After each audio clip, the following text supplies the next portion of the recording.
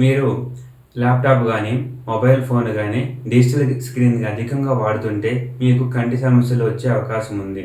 ఎందుకు వచ్చే అవకాశం ఉందంటే, వాడుకకు తగ్గట్టుగా మనం పోషకాల్ని శరీరానికి అందిస్తూ ఉండాలి. అప్పుడు మాత్రమే ఇలాంటి సమస్యలు రాకుండా ఉంటాయి.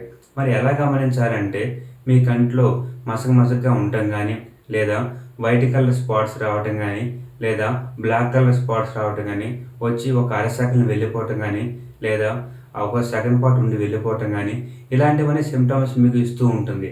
అలా ఇచ్చినప్పుడు మీరు వెంటనే ఏమైతే కంటికి కావాలో పోషకాలు వాటిని మీరు అందించాలి. మీకు తెలుసు మనం ఇంటర్నెట్‌లో వెతికితే మనకు కావాల్సిన సమాచారం వస్తుందంటే కంటికి ఎలాంటి పోషకాలు కావాలండి. మీరు వెంటనే వాటిని ఇస్తూ కొంతకాలం ఉన్నట్లయితే ఒక వారం టు 2 వారాలు మీరు వెంటనే ఆ చేంజ్ మీరు గమనించగలరు. అలా ఇవ్వకోకుండా మీరు కంటిన్యూయస్‌గా ఆ డిజిటల్ స్క్రీన్ వాడుతూ ఉన్నట్లయితే మీ కండ్లు ఇంకా ఇబ్బంది పడే అవకాశం ఉంటుంది. అలా కాక నా సలహా ప్రకారం అయితే పుదీనా, కొత్తిమీర జ్యూస్ తాగితే అంటే పుదీనాను, కొత్తిమీర చెరు కొంచెం తీసుకొని కలిపి గ్రైండ్ చేసి దాని జ్యూస్ రూపంలో మీరు తాగినట్లయితే తొందరగా మీ కళ్ళు తేరుకుంటాయి. లేదా కరివేపాకు జ్యూస్ అయినా సరే బాగా సెట్ అవుతుంది. లేదా మునగాకు జ్యూస్ అయినా సరే బాగా సెట్ అవుతుంది. మునగాకంటే మునగ చెట్టు ఉంటది కదా!